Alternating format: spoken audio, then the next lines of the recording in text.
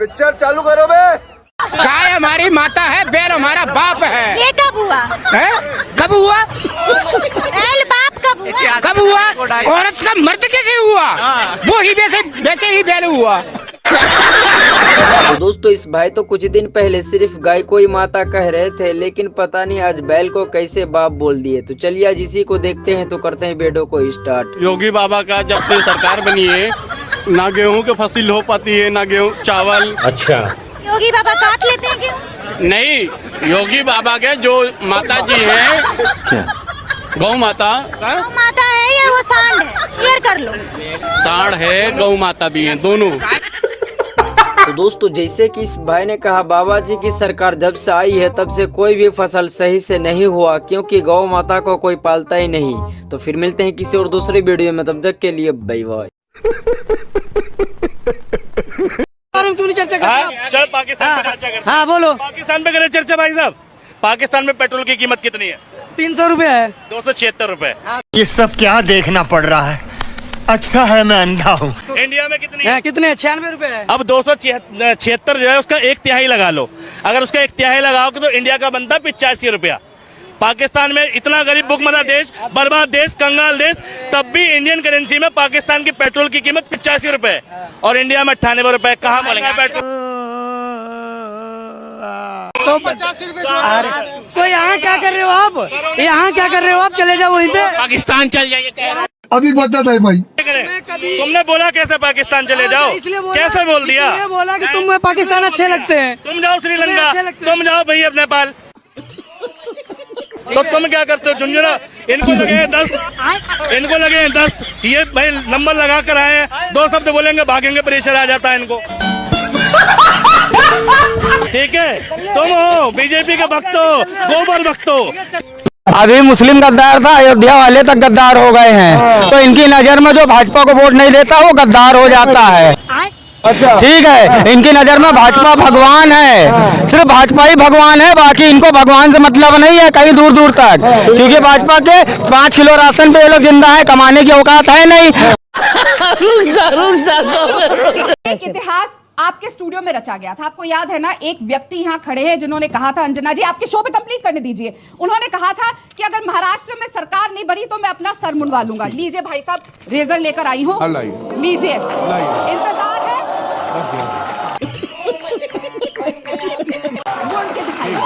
आप व्यक्तिगत नहीं है, चलिए मैं अपनी बारी बोल कर अपनी बात में इतिहास दोहराया जाए और अपनी बात में सबके सामने खड़े होकर दिखाइए। झूठ बोलना, सुबह शाम बोलना, जोर से बोलो, झूठ बोलो। अंजना जी कुछ नहीं कहेंगे, सदमे में अंजना जी। गजब बेइज्जती है। वो क्या हो गया? ये क्या हो गया? व्यक्तिगत भी नहीं है, मैं उत्तर दूंगा। चलिए, अंजना जी के शो पे बोला था, अंजना जी वहाँ थी और मैंने बोला। मुझे कैसे भी करके निकाल मेरे भाई, मैं फंस गया हूँ यहाँ।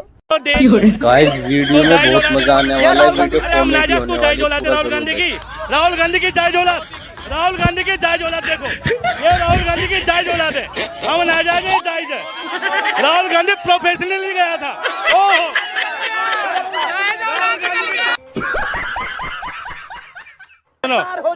वंदे मातरम। गद्दार दे हो, गद्दार हो नहीं। जो मोदी को गाली, वंदे मातरम, वंदे मातरम। ये है ब्रेन वॉश। आजाद भारत 2014 के बाद जो ब्रेन वॉश, ठीक है।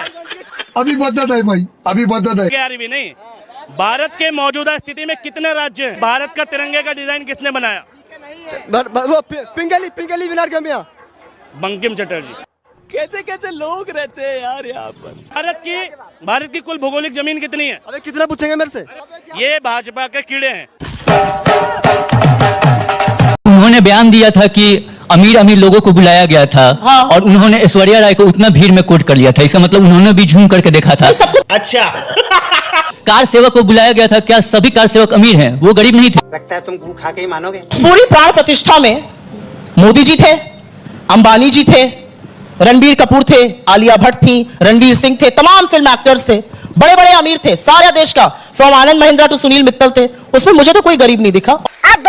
इस देश की प्रथम नागरिक महामहिम द्रौपदी मुर्मू क्यों नहीं थी वहां पर? क्योंकि वो एक आदिवासी महिला है। ना वो प्राण प्रतिष्ठा में जाएंगी, ना उनको आप बुलाएंगे संसद के इनॉग्रेशन में, तो क्यों है वो इस देश की राष्ट्रपति? बात तो सही है। सिर्फ क्योंकि आपको राजनीतिक लाभ उठाना है। अगर हमारे देश की प्रथम नागरिक महिला राष्ट्रपति एक आदिवासी समाज से आती हैं, इस देश का गौरव होता कि वो वहां पर बैठती, गौरव होता कि वो वहां पर जाती, गौरव होता हम उनको अपने से ऊंचा स्थान देते। ये बड़ी अच्छी बात कही आप। सुनिए, मैं यहाँ इस पैनल में बैठने नहीं आया। इस पैनल में बिठाइएगा जिस दिन यहाँ अमित शाह बैठा हो, जिस दिन यहाँ बीजेपी का राष्ट्रीय अध्यक्ष बैठा हो, उस दिन बिठाइएगा पैनल। ठीक है, देखिए अब आप इस लेवल की बात कर रहे हैं, आप कह रहे हैं कि अमित शाह बैठा हो, तू चुप रहे बाबा, तू चुप रहे। वो जी करके संबोधित कर रहा हूं, बैठा हो तो नहीं आपको समझ रहे ना चंद्रशेखर रावत जी, जब आप इतने सारे सवाल उठा सकते हैं तो पॉइंट सुन भी तो सकते हैं। बंद करो, या मैं अपनी कहूंगा। मैं सुधांशु जी का जवाब नहीं दूंगा ना, मैं जवाब दूंगा तुम्हारे सवालों का, और अगर तुम्हें जवाब चाहिए सुधांशु जी को तो फिर मेरे प्रवक्ता को बुला लो। गजब बेइज्जती है। हम एक सम्मान रखते हैं और उस सम्मान को जो है हम किसी को छेड़ने नहीं देते, समझ रहे हो? पर सम्मान इसमें सम्मान कैसे कम हो जाएगा? मैं जानना चाहता हूं सम्मान की, आप सम्मान की परिभाषा ही मुझे बताइए क्या है। आपने कैमरा ऑफ करवा दिया है।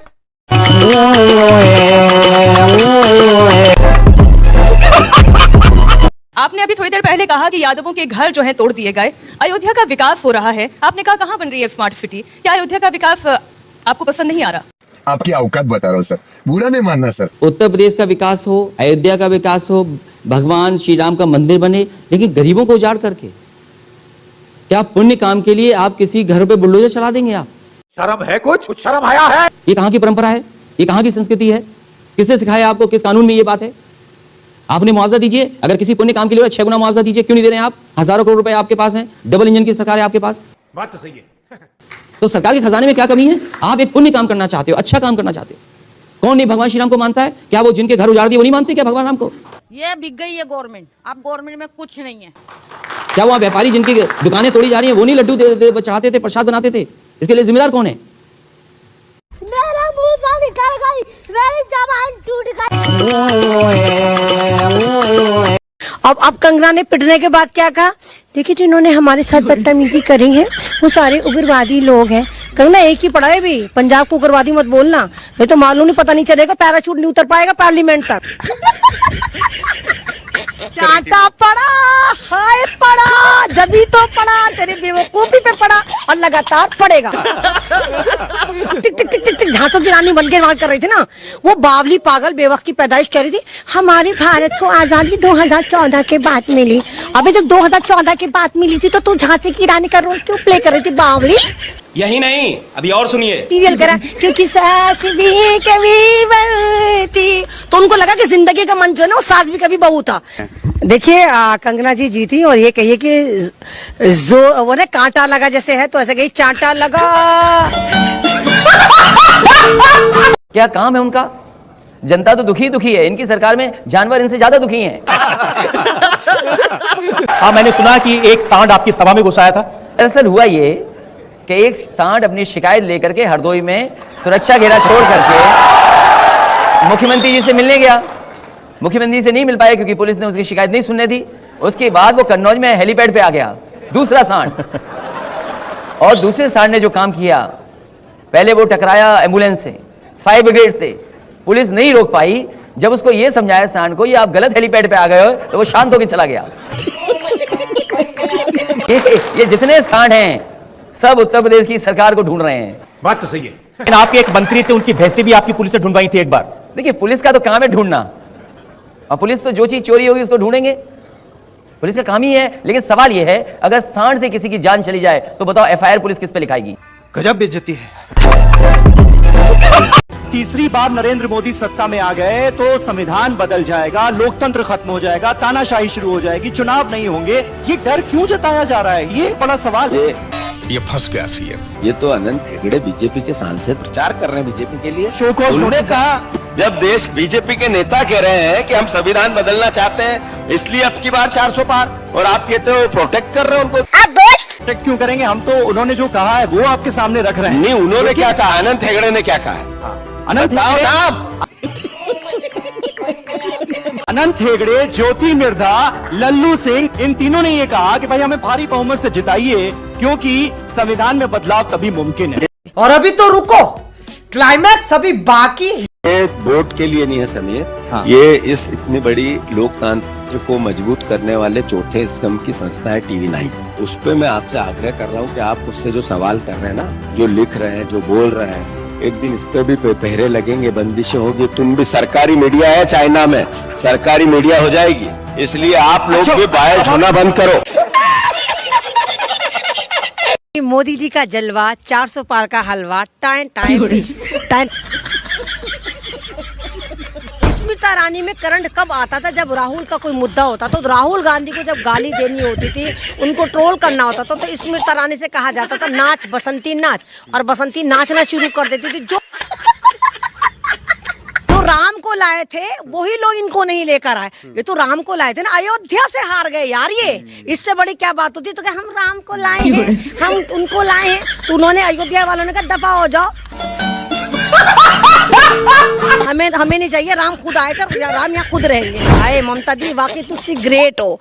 ममता ने अकेले दम पर ओ दीदी कर रहे थे ना, ओ दीदी ने कहा ओ मोदी आकर दिखा और लात मारकर बंगाल से बाहर भगा दिया।